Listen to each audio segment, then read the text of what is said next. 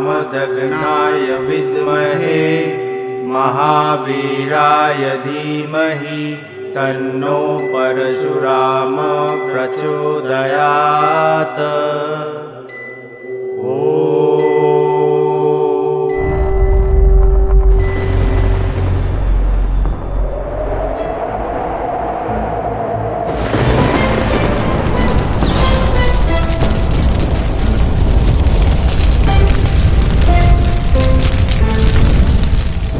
Please grant me permission to go to Gandhamadhan mountains and by austere penances gain Lord Shiva's favor.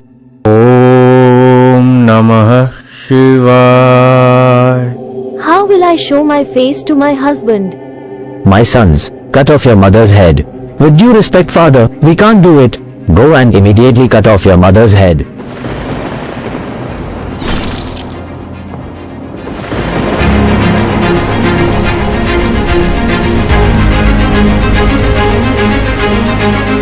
Kartavir Arjun was a powerful tyrant king with 1,000 arms, who ruled the kingdom of Mahishmati. He received his 1,000 arms and immense power through blessings from Lord Dattatreya after rigorous penance.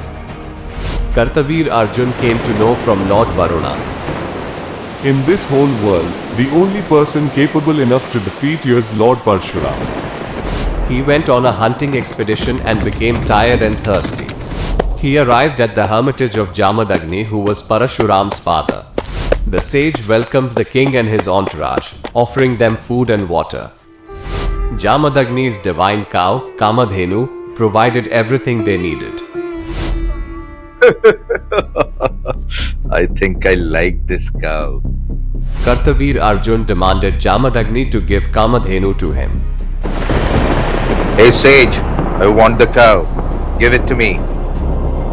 When the sage refused, My child, that can't happen. Kamdhenu is like a daughter, who I worship. This can't happen. the king forcefully took the cow and left the hermitage, leaving it in ruins. When Parashuram came back and learned of the events, he was enraged. He immediately set out for Mahishmati to reclaim the cow. Kartavir deployed 17 Akshohinis to confront Parashuram, who was on foot and alone. Despite this, the Brahmana single-handedly defeated the entire army.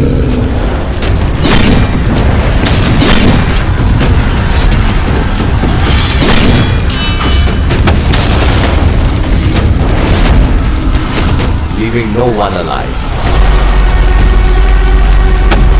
The king, a formidable archer capable of using 500 bows and shooting 500 arrows simultaneously, was also no match for Parashuram. Parashuram destroyed Kartavir's bows, killed his horses and charioteer, and demolished his chariot with his arrows. Kartavir threw numerous weapons, rocks, and trees at Parashuram, but the sage skillfully deflected them all. Parashuram then severed his 1,000 arms with his arrows and ultimately dismembered him with his axe. Now you are going to die.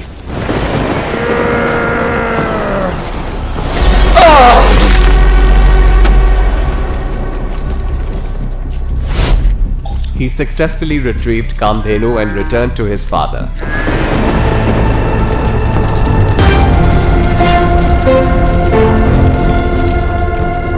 After Kartavir Arjun's death, his sons were filled with rage and sought revenge against Parashuram. They blamed Jamadagni for their father's demise and decided to exact their revenge on him. When Parashuram was away, they attacked Jamadagni's hermitage. The sage, who was in deep meditation, was brutally murdered by Kartavir Arjun's sons. When Parashuram returned to the hermitage and found his father dead, he was devastated. His grief soon turned into intense anger.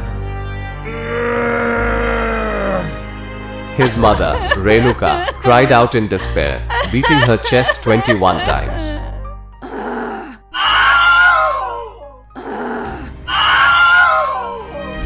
However, other versions say that Parashuram's father's body was pierced with arrows in 21 areas. so, Parashuram vowed to rid the earth of the Kshatriyas I will kill these Kshatriyas 21 times and avenge the death of my father. and to cleanse the earth of their tyranny. Parashuram's rage knew no bounds. He took up his axe and began his mission of vengeance. First, he killed all of Kartavir Arjun's sons who committed the murder. He then traveled across the land, challenging and defeating corrupt and tyrannical kings. Parashuram's campaign was relentless and merciless. He decimated entire armies and dethroned numerous Kshatriya rulers. Parashuram filled 5 ponds with the blood of Kshatriyas, and the place was later on known as Samant Panchaka. True to his vow, he did this 21 times, each time purging the earth of oppressive Kshatriyas. However, he didn't kill those belonging to the lineages of Manu and Ikshwaku. The mighty son of Jamdagni, having rid the world of the Kshatriyas, then performs the Ashwamedha sacrifice. He grants the earth with the 7 islands to principal rishis belonging to the Brahman class. Having renounced the earth and his violent deeds, he retires to the hermitage of Mahendragiri mountain to engage in penance.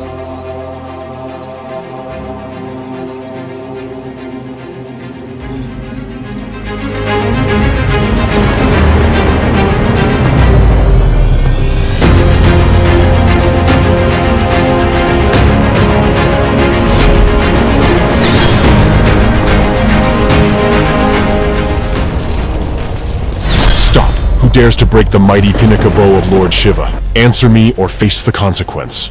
Ganga Putra Bhishma, I hear you. I will teach everything I know. Thank you for joining us on the 3rd part of this enchanting odyssey through the life of Parashuram. If you found this video captivating, don't forget to like, share, and subscribe for notifications for our 4th part. Until next time, may the echoes of ancient epics guide you on your journey. Namaste.